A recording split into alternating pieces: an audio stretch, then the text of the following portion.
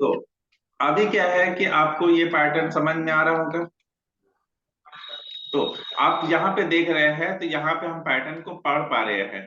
ये हो गया बेस, ठीक है। ये समथिंग लाइक किस तरह का स्ट्रक्चर है? स्मार्ट आर्ट,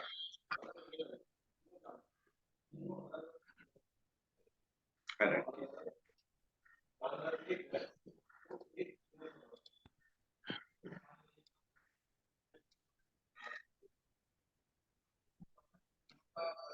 तो सबसे ऊपर में क्या है?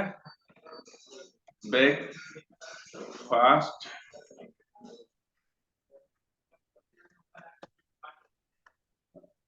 मेन्यू, उसके नीचे ये नहीं है। और ब्रेकफास्ट मेन्यू के अंदर है फूड, फूड के अंदर है ढेर सारा फूड है। यहाँ भी फूड है और यहाँ भी फूड है। और फूड के अंदर क्या क्या है? नेम,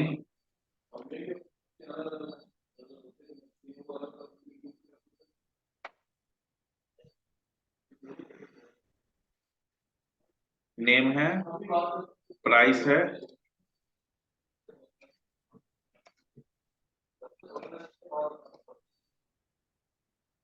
डिस्क्रिप्शन है और कैलोरीज है।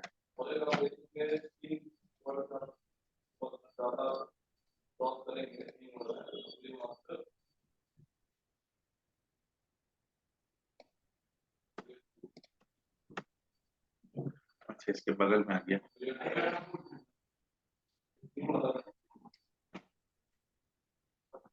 तो ये हो गया मेन, उसके अंदर ये फूड, और फूड के अंदर अलग अलग।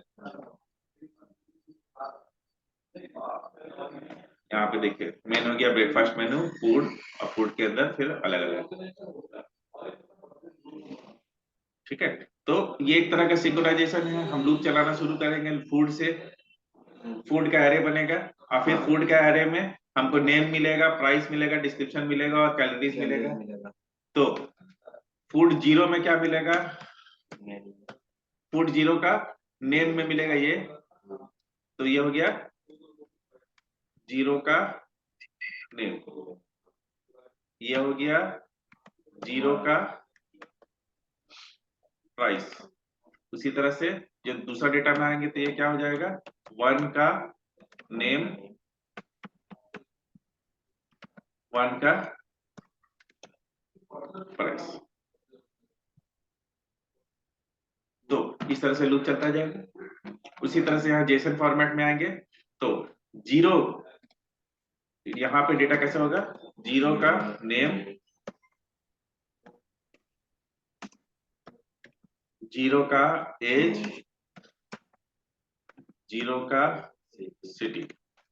उसी तरह से वन का नेम,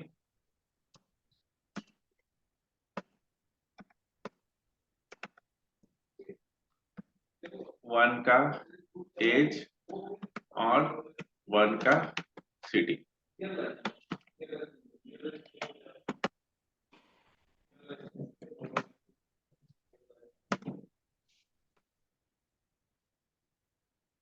तो जैसे जैसे रो बढ़ता जाएगा उसी तरह से ये बढ़ता जाएगा। तो पैटर्न समझ में आया? पैटर्न किस तरह से लूप में आगे बढ़ रहा है। लेकिन इस तरह से सीक डेटा रहेगा। अब मेरे को क्या है ना कि बेसिक जानकारी मेरे को क्या क्या मिल सकता है एक फाइल का।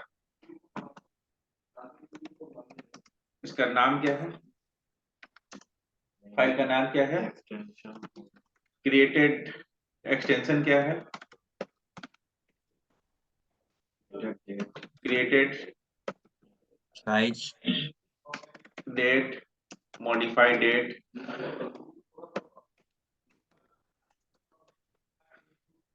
साइज, टाइप, क्या टाइप है, इमेज, ऑडियो, वीडियो क्या है, यही सब जानकारी मिल सकता है। या फिर और अगर है तो क्रिएटेड बाय, कौन क्रिएट किया है, कौन यूजर बनाया है। लेकिन हमको ये पता सकता है कि ये वीडियो क्या है, फिल्म का है, कि सॉन्ग का है, सॉन्ग है तो कौन से फिल्म का है।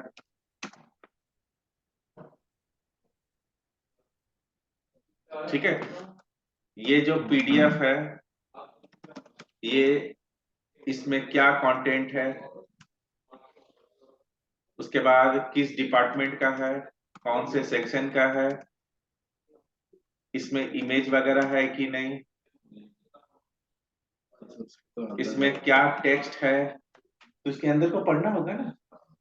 तो बहुत सारे छोटे छोटे अलग अलग एल्गोरिदम फाइल्स आते हैं जो उसके अंदर का कंटेंट को पढ़ सकते हैं, वीडियो, ऑडियो को पढ़ सकते हैं। हाँ, टाइम लग सकता है, ऐसा नहीं है मतलब 2 GB का वीडियो है, पट से पढ़ के 2 3 मिनट में बना लेगा, नहीं, टाइम लगेगा। लेकिन क्या है, ग्रेजुअली थोड़ा थोड़ा थोड़ा थोड़ा करके आप उसका जानकारी को बनाते जाएंगे।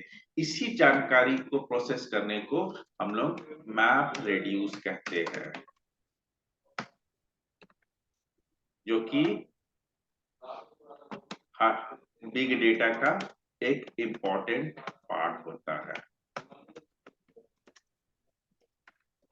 और उसके बाद हम लोग यहाँ पे अलग अलग लेवल ऑफ लॉजिक लिखते हैं कि इस तरह का फाइल होगा तो ये करना, इस तरह का फाइल होगा तो ये करना, इस तरह का डेटा रहने से ये प्रोसेस करना, इस तरह का डेटा रहने से ये प्रोसेस करना। इस वजह से यहाँ पे हम लोग को प्रोग्राम लिखना पड़ता है। तो यही बेस लॉजिक आज के डेटा साइंस का बेस है।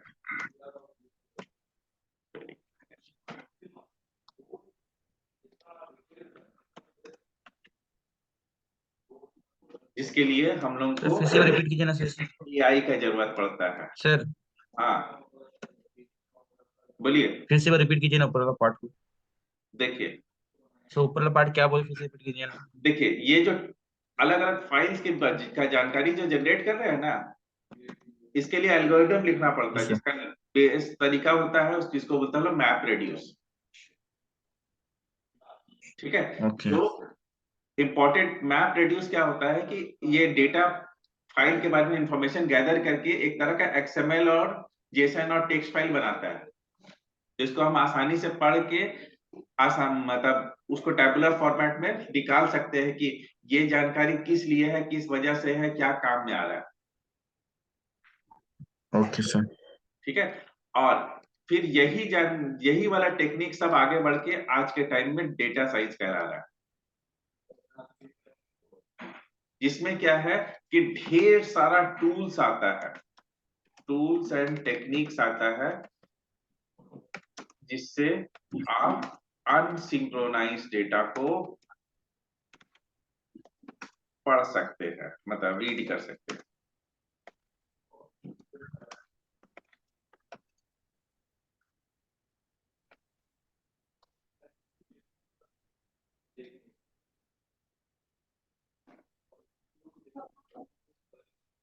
ठीक है, इसी पढ़ाई को आज के टाइम में हम लोग डेटा साइंस रिसर्च के नाम से जान रहे हैं।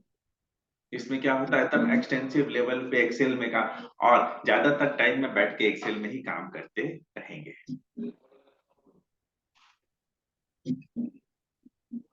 क्यों? क्योंकि आपके पास इतना सारा डेटा है, आप निकाल लीजिए। मतलब कि अभी क्या बोलते हैं, इस 3 महीने में जमशेदपुर के हिसाब से क्या सर्च किया गया है, और उस सर्च डेटा में से अपना नाम का कुछ निकाल दीजिए।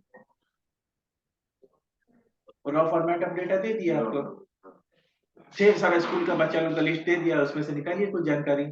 जैसे अब उसमें एक ढेर सारा बच्चों का लिस्ट है, लिस्ट ऑफ स्टूडेंट्स। इसके लिए अलग अलग लोगों को अलग अलग चीजें की जरूरत पड़ सकता है। जो कपड़े बेचता है, जो मतलब क्या बोलेंगे, गारमेंट्स है, वो लोगों के लिए जानकारी ये हो सकता है कि कहाँ पे है, किस किस तरह का ड्रेस पहनाया जाता है, किस किस तरह के ड्रेस पहन के आते हैं, जो सर क्या बोलते हैं, बुक्स वगैरह है, वो कौन कौन से बुक देते हैं, जो सन ग्लासेस, ये मतलब जो ग्लासेस वगैरह बेचते हैं, इसमें कितने बच्चे हैं जो इनका आई साइट का प्रॉब्लम है, डॉक्टर्स, ये वो सब के लिए अलग अलग किस्म का जानकारी निकल सकता है इसमें से। तो स्टूडेंट वाली लिस्ट ऑफ स्टूडेंट है, अब इस लिस्ट ऑफ स्टूडेंट में से कैसे वो अपना जानकारी निकालेगा, या फिर फोटो देख के, ढेर सारा फोटो दे दिए, अब उस फोटो में से चश्मा डिटेक्ट कर लिया वो, तो 200 बच्चा का चश्मा मिला, तो 200 बच्चा का चश्मा मिला, तो उसका में से उसका पर्सनल जानकारी निकाला कि अच्छा ये सब कहाँ कहाँ का है, तो सुबह सुबह एक जन को बैठा दिया और वो फोन कर लिया 200 जन को कि थोड़ा सा पता करिए, बताइए कि मतलब क्या आप लोगों को चश्मा बनवाना है, या फिर क्या आपको आई का चेकअप करवाना है, तो हो सकता है शायद 200 जन में से 10 जन 12 जन आपको पॉजिटिव रिस्पॉन्स दे दे।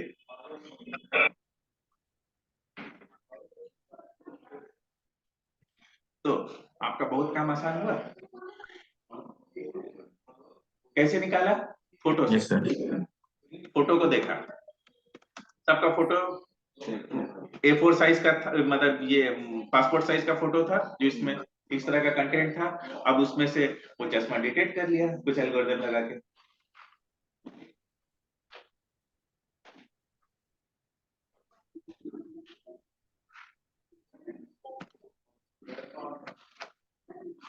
तो अब ये कैसे होता है, क्या होता है, किस तरह से काम करता है, हम लोग उस पर नहीं जाएंगे, इसीलिए इस डेटा को मतलब क्या बोलेंगे, इस पर्टिकुलर टॉपिक को नहीं छेड़ते हैं कि सिंक्रोनाइज अनसिंक्रोनाइज क्या होता है नहीं होता है, लेकिन समझाने के लिए आपको समझा दिए, तो समझ में आ गया आप लोगों को कि सिंक्रोनाइज अनसिंक्रोनाइज डेटा क्या होता है। Yes sir. ठीक है, उसके बाद भी नहीं समझ में आया तो फिर और कुछ कोशिश करेंगे। नहीं सर, समझ में आ चुका है जी। ठीक है, चलिए, तो आई होप आप लोग को डेटा और बेस दोनों चीज समझ में आ गया होगा। अब एक यस नया सर। चीज आता है, dB database management system. Data base base management system. Management system. ठीक है, स्पेलिंग है गलती, अच्छा मैंने, ठीक है, तो अब ये क्या बला है, डेटा सर ये एक इंफॉर्मेशन। तरीका है जितना भी डेटा डेटा कलेक्शन है उसको मैनेज करते हैं, उसी को डेटाबेस मैनेजमेंट सिस्टम कहते हैं। अरे सॉफ्टवेयर मैनेज द डेटाबेस आसान तरीका से याद करा करो। यूजर रिक्वायरमेंट सर, इसका सबसे तरीका जानते हैं, एक से बता दो, ये software manage the database as per user requirement. नहीं, the way of storing मैं and retrieving data. data is called DBMS। क्यों? क्योंकि अक्सर क्या होता है कि हम लोग DBMS को हमेशा सॉफ्टवेयर कंटेक्स्ट में देखते हैं, क्योंकि हम लोग सॉफ्टवेयर पढ़ रहे हैं, लेकिन DBMS is not only limited with the software. हम लोग जो जो खाता और रजिस्टर भी मेंटेन करते हैं ना, वो भी DBMS का भी पार्ट है। हम लोग जो दिमाग में डेटा स्टोर करके रखते हैं, वो भी एक DBMS का पार्ट है, लेकिन सॉफ्टवेयर कंटेक्स्ट में ये चीज बदल जाता है, लेकिन ये सारी चीजें, किसी भी तरह का जानकारी रखना, आप कॉपी में लिख के रख रहे हैं कि कौन कौन हम लोग के साथ कल खेलेगा, ठीक है, छोटा छोटा बच्चा लोग पिकनिक का लिस्ट बना रहा है कि मेरे साथ कौन कौन सा फ्रेंड्स जाएगा पिकनिक में और कौन कौन नहीं जाएगा, वो भी एक तरह का DBMS है। ठीक है, तो way of storing and retrieving data is called DBMS। अब क्या होता है कि अलग अलग स्टाइल में ये चीज अलग अलग तरीके से बदल जाता है, क्योंकि हम लोग सॉफ्टवेयर की बात कर रहे हैं, इसलिए हम लोग सॉफ्टवेयर रिलेटेड ही टर्म्स को फॉलो करेंगे, और सॉफ्टवेयर रिलेटेड प्रोसेस में ही आगे बढ़ेंगे। ये तो सर थ्योरी है, इसके बेस में सर इसका जो सॉफ्टवेयर यूज होता है यही ना सर एसक्यूएल। ठीक है, देखिए अब क्या होता है कि ये हम लोग को ढेर सारा थ्योरी, लॉजिक और कंसेप्ट देता है। जैसे ये बताता है डेटाबेस यूजर्स के बारे में,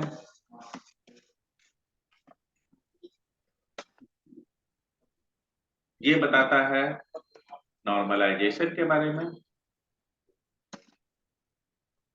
ठीक है, ये बताता है रिडंडेंसी के बारे में,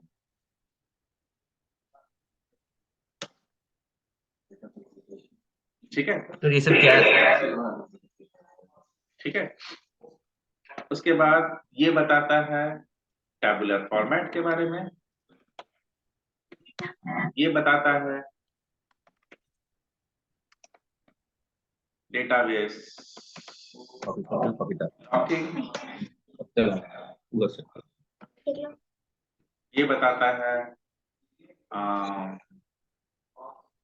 एसक्यूएल,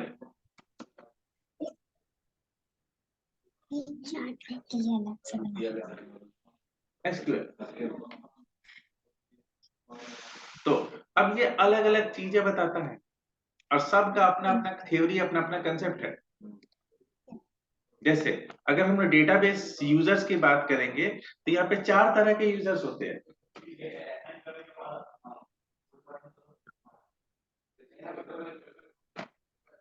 ठीक है, एक एडमिनिस्ट्रेटर,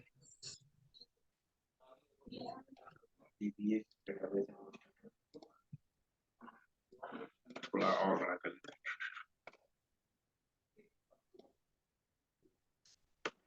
ठीक है, सबसे पहला होता है users who are using data base like inserting, deleting, ठीक है,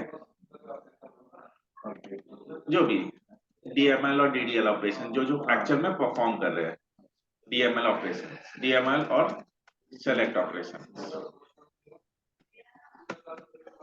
जो एक्चुअल में परफॉर्म करते हैं, जो यूजर्स कहलाते हैं। दूसरे कौन होते हैं? प्रोग्रामर्स,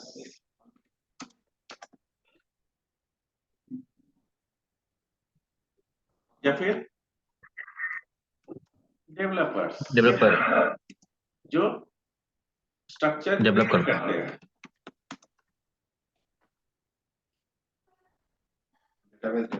हाँ, जो स्ट्रक्चर क्रिएट करते हैं, यानी कि जो डीडीएल ऑपरेशन परफॉर्म करते हैं।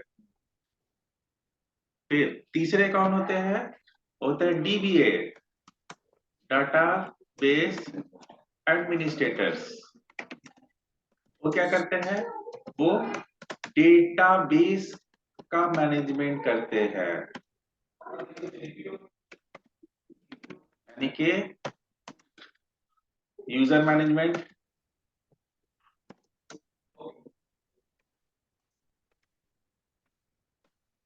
बैकअप,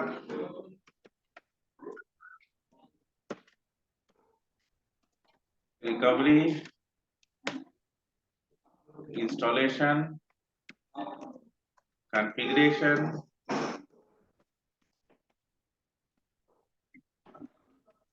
माइग्रेशन,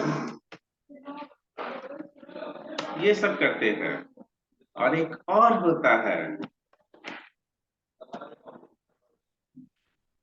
डेटाबेस प्रोग्रामर्स, जो डेटाबेस के सॉफ्टवेयर्स बनाते हैं,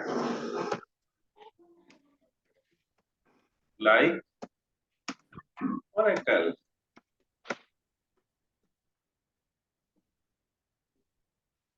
Microsoft, etc.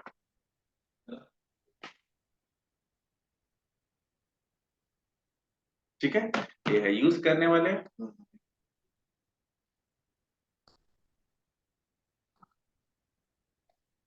ये है उसको स्ट्रक्चर बनाने वाले, ये जब सिस्टम इम्प्लीमेंट हो जाएगा, डेटाबेस इंस्टॉल करना, कॉन्फ़िगर करना, सेटअप करना, ये सब करेंगे और ये लोग डेटाबेस ही बना देंगे।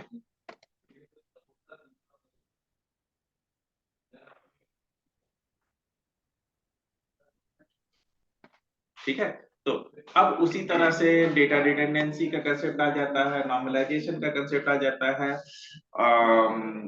बहुत सारा कंसेप्ट आता जाता है।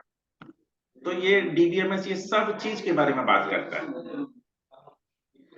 अगर सॉफ्टवेयर कंटेक्स्ट में लेंगे तो।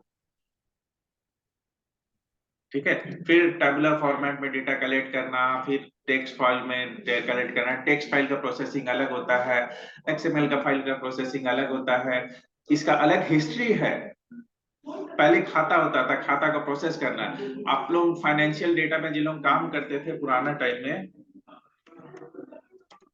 वो लोग डेली डेटा एंट्री भी करते थे और फिर डेटा प्रोसेसिंग भी करते थे।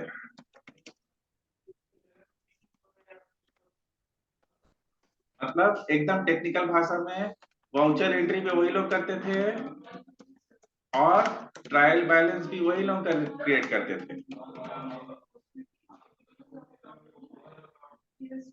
ये रिपोर्ट है तो रिपोर्ट भी वही लोग बना रहे हैं, और ये ट्रांजैक्शन है, ट्रांजैक्शन भी वही लोग लिख रहे हैं। अब क्या हो गया, ये प्रोसेस होके थोड़ा सा टेक्स्ट फाइल आ गया, फाइल मैनेजमेंट, टेक्स्ट फाइल आ गया, फिर फाइल मैनेजमेंट का अलग प्रोसेस हो गया, फिर आस्ते आस्ते डीडीबीएमएस आ गया।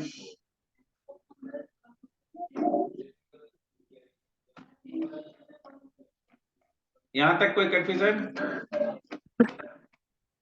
No sir. चलिए अच्छी बात। अब हम लोग आते हैं। सर सर एक और सर, एक पॉइंट था उसमें। हाँ सर रिडन क्या एक वर्ड था सर, रिडंडेंसी कुछ था सर, वो क्या रिडंडेंसी, होता है? हाँ जी बोलिए। Sir, redundancy. हाँ, सर उसके बारे में कुछ बताइए, वो होता है क्या सर? हम डीबीएमएस का क्लास नहीं, हम नहीं पढ़ाएंगे। सर डुप्लीकेट डेटा को रिड्यूस करता है। नहीं, डुप्लीकेट डेटा रिड्यूस भी करता है और डुप्लीकेसी भी होता है। सर नॉर्मलाइजेशन जैसे हाँ, नॉर्मलाइजेशन में रिडंडेंसी का फॉर्म आता है एक्चुअली। डुप्लीकेट डेटा को रिड्यूस करने का मेन प्रोसेस होता है। ठीक है, लेकिन क्या होता है ना कि हम लोग दो थोड़ा पढ़ ले रहे हैं, नेट से बहुत सारा मिल जाएगा तुमको आसानी से। अभी हम मेरा एक पूरा क्लास खत्म हो जाएगा सिर्फ डेटा रिडंडेंसी समझाने में। Okay sir. क्योंकि अभी मेरे को बहुत सारी चीज बताना है, अभी हम एसक्यूएल शुरू ही नहीं किया, खाली कंसेप्ट ही चल रहा है अभी।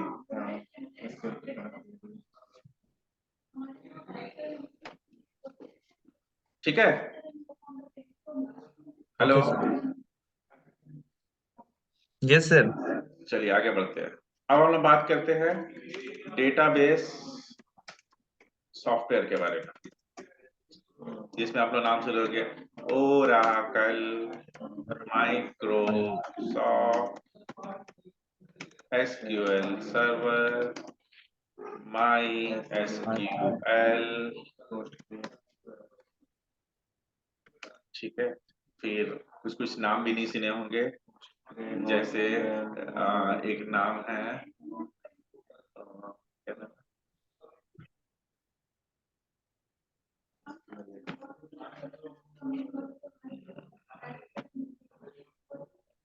अरे यार उसका नाम है, बार बार भूल जाते हैं, छोड़ो जब याद आ गया तब बताते हैं।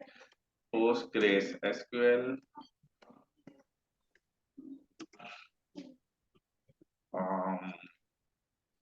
क्या बोलते हैं, साइबेस, फॉक्सट्रो,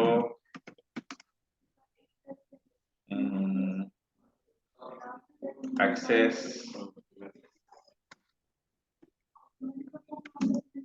फिर नए जमाने में आजकल आया हुआ है मोंगोडीबी, फिर बहुत सारे लिस्ट, काफी भरमार है। मतलब मार्केट में सर्च करने जाएंगे तो मतलब 50-100 तक का लिस्ट मिल जाएगा इस तरह का। फिर बहुत जगह पे यूज होता है मोबाइल वगैरह में एसक्यूएल लाइट, एक तो खाली टेक्स्ट फाइल होता है और सिर्फ एक तो मतलब प्रोग्राम होता है, बस उससे आसानी से चल जाता है। सबसे लाइट डेटाबेस और सबसे ज्यादा यूज होने वाला मोबाइल लेवल पे। फिर नेट वगैरह में यूज होने वाला सबसे ज्यादा डेटाबेस माईसीक्वल, पोस्टग्रेस, ठीक है, एसक्यूएल सर्वर माइक्रोसॉफ्ट का, ओरेकल कॉर्पोरेशन का, मतलब डेटाबेस का नाम अभी याद नहीं आया।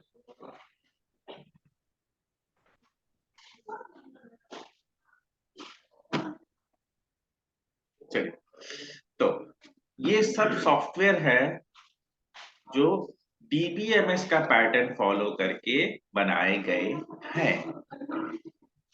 डीबीएमएस का जो थ्योरी है उस थ्योरी पैटर्न को, ठीक है, डीबीएमएस में एक मतलब आप लोग थ्योरी पढ़िएगा तो कॉर्ड्स रूल होता है। हाँ कोर्स। ठीक है, 13 रूल है, ठीक है। डीबीएमएस जो हाँ। एमएस कोड यूज किया था तो बनाया था। ठीक है, तो अब क्या होता है कि ये रूल्स जो जो फॉलो करता है वो सब डेटाबेस सॉफ्टवेयर कहलाता है। हालांकि कुछ कुछ सॉफ्टवेयर सब रूल फॉलो करते हैं, कुछ कुछ सॉफ्टवेयर सारे रूल्स फॉलो नहीं कर रहे हैं। में से कुछ इंपॉर्टेंट रूल है कि इसको बनाने के लिए रूल्स इम्प्लीमेंट करना ही होता है ना। आपका जो सॉफ्टवेयर है ये सब रूल फॉलो करेगा। जैसे देखिए, इस रूल में एक इंपॉर्टेंट फैक्टर होता है RDBMS, yes, relational based database system. ठीक है, रिलेशनल डेटाबेस सिस्टम। अब क्या होता है कि रिलेशनल डेटाबेस सिस्टम में क्या होता है कि आप दो अलग अलग टेबल का डेटा को सिंक कर सकते हैं बाय यूजिंग सम टेक्निक, ठीक है। ये तो सर, अब क्या होता प्राइमरी है की कि होता ये है, जैसे यूनिक की होता फॉक्स है प्रो सर। ये फॉलो नहीं करता है, ओके। बहुत पुराना। ठीक है, लेकिन काफी जगह पे यूज होता था। हाँ सर, हम लोग जब बीसीए करते थे, बीसीए करते थे हम लोग फॉक्स को यूज हाँ, करते थे। बहुत जगह पे बहुत सारे डेटाबेस है जो मतलब आरडीबीएमएस का कंसेप्ट फॉलो नहीं करता है, ठीक है। बहुत सारे सॉफ्टवेयर है जो शुरुआत में पूरे लेवल पे नहीं करते थे, फिर अलग अलग, फिर यही कंसेप्ट और आगे बढ़ के ओडीबीएमएस आया।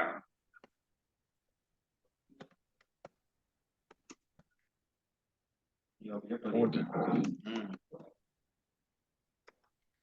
Database system.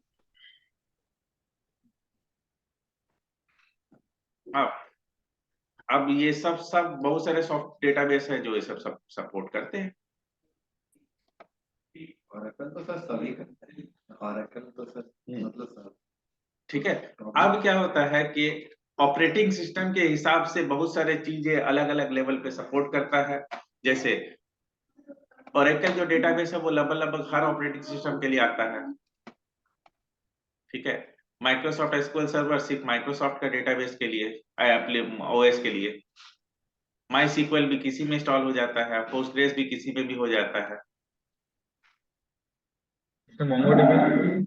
मोंगोडीबी में, दोनों में, लिनक्स में भी विंडोज में भी।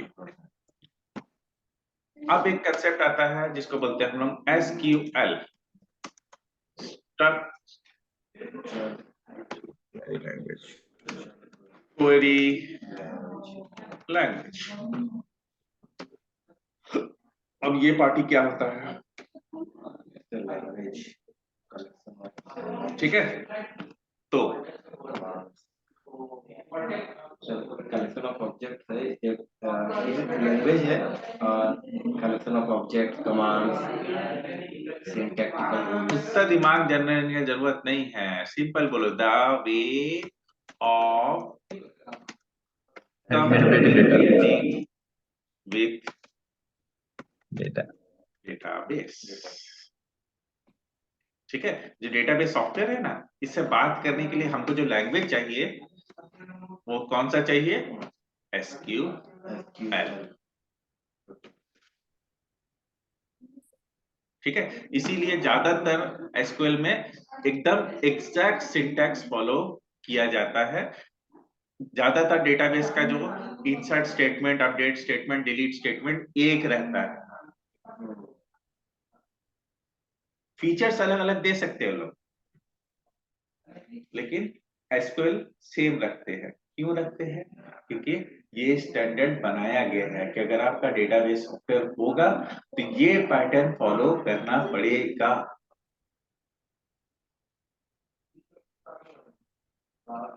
ठीक है, अगर ये पैटर्न फॉलो नहीं करेगा तो क्या होगा, आपका जो है डेटाबेस हो सकता है मार्केट में यूज ना हो। जैसे समथिंग लाइक इसको एग्जांपल लीजिए कि एक बल्ब है,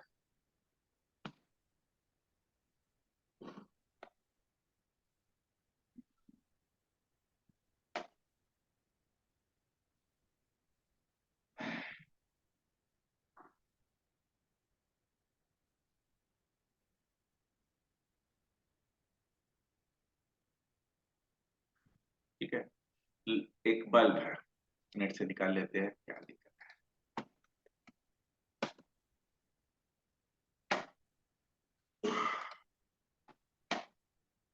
ये बल्ब है हमारी। अब देखिए, आपको जितना तरह का बल्ब देखिएगा उसमें जो आपका सॉकेट होता है वो एक ही जैसा होता है। क्यों? जो ज्यादातर यूज होता है, जो उसका क्वाड इसका जो होल्डर होता है वो तो सेम होता है। अगर होल्डर सेम नहीं होगा तो क्या होगा कि मेरे को वही किस्म का होल्डर, वही हर किस्म का हर बल्ब वक्त। रखना पड़ेगा। हमारे यस पास सर। ऑप्शन नहीं रहेगा, तो बोलता है बल्ब का साइज जैसा भी रहे, होल्डर का साइज सेम होगा,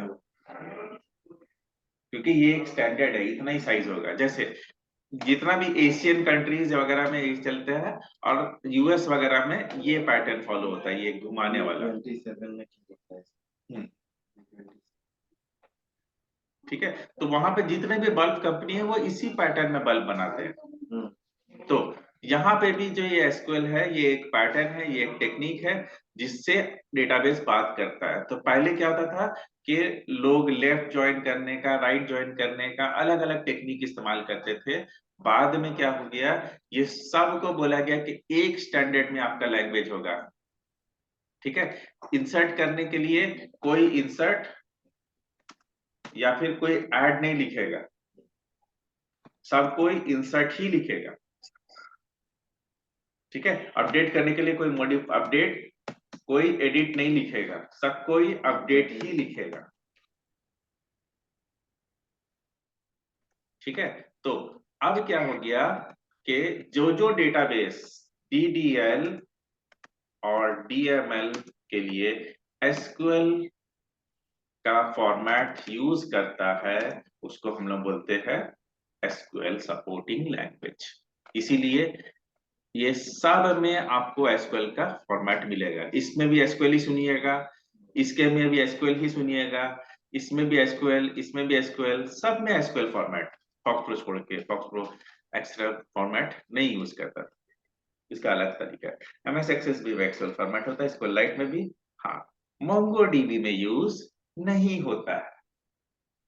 क्यों? क्योंकि मोंगोडीबी पूरी तरह से जेसन फॉर्मेट में काम करता है।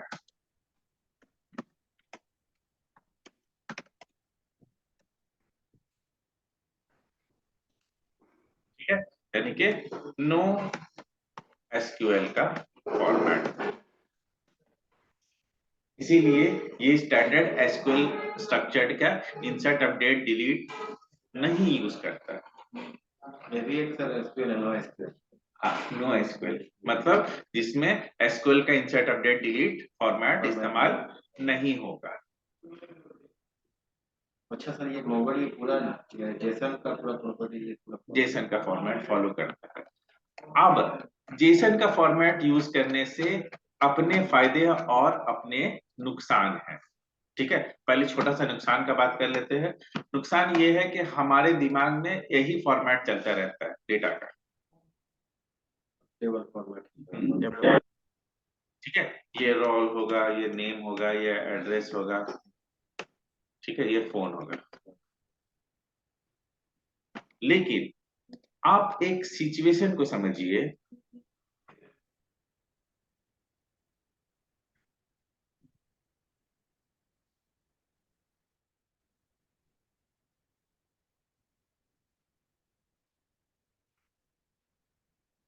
जिसमें एक स्टूडेंट है, उसका क्या क्या इंफॉर्मेशन हो सकता है? पर्सनल डेटा,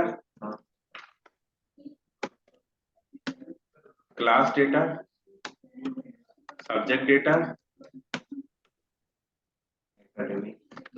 एग्जाम डेटा, और हम सिर्फ स्कूल का बात कर रहे हैं। इसका स्पोर्ट्स डेटा,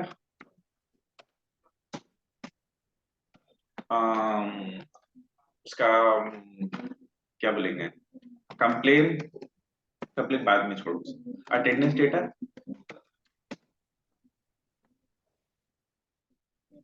तो आप देख रहे हैं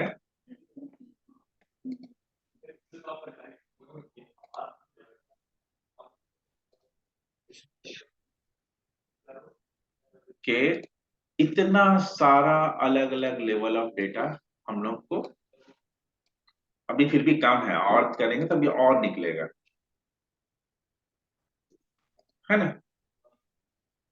तो अब क्या होगा, पर्सनल डेटा मेरे को अलग कोई टेबल बना हुआ रहेगा, उससे मिलेगा। जैसे पर्सनल टी पर्सनल मान के चलते, टेबल का नाम।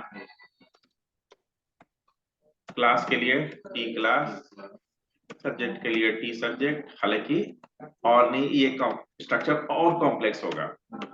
T exam, sports, T. अब क्या होगा, मेरे को ये जानकारी चाहिए तो अलग टेबल में जाएंगे, ये जानकारी अलग टेबल में, ये जानकारी अलग टेबल में, ये जानकारी अलग टेबल में, ये जानकारी अलग टेबल में, ये जानकारी अलग टेबल में। स्क्रीन भी वैसी बनेगा, अलग अलग जानकारी के हिसाब से अलग अलग स्ट्रक्चर, अलग अलग स्ट्रक्चर, अलग अलग स्क्रीन। लेकिन एक सिंगल स्ट्रक्चर होगा जेसन में, स्टूडेंट, और इस सिंगल स्ट्रक्चर में मेरा हर तरह का जानकारी आ जाएगा। जैसे अभी हम एक छोटा सा बनाते हैं जिसको बहुत मेहनत लग जाएगा।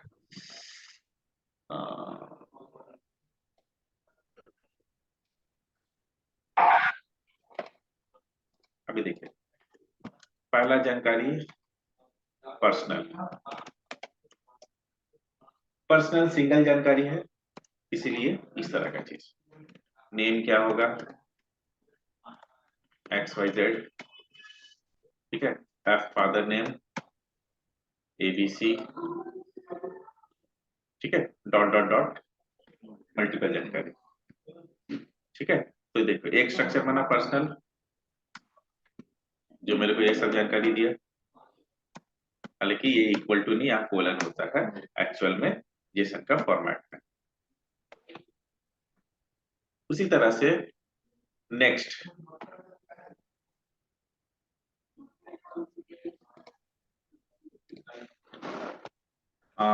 और क्या है, क्लास। अब देखिए, क्लास का जानकारी मल्टीपल हो सकता है,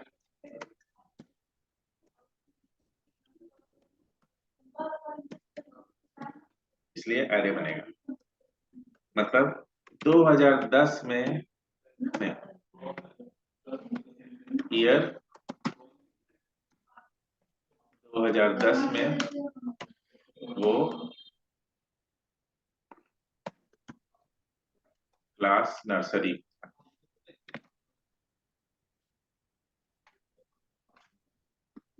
ठीक है। फिर ये एक क्लास का जानकारी हो गया, फिर कॉमा,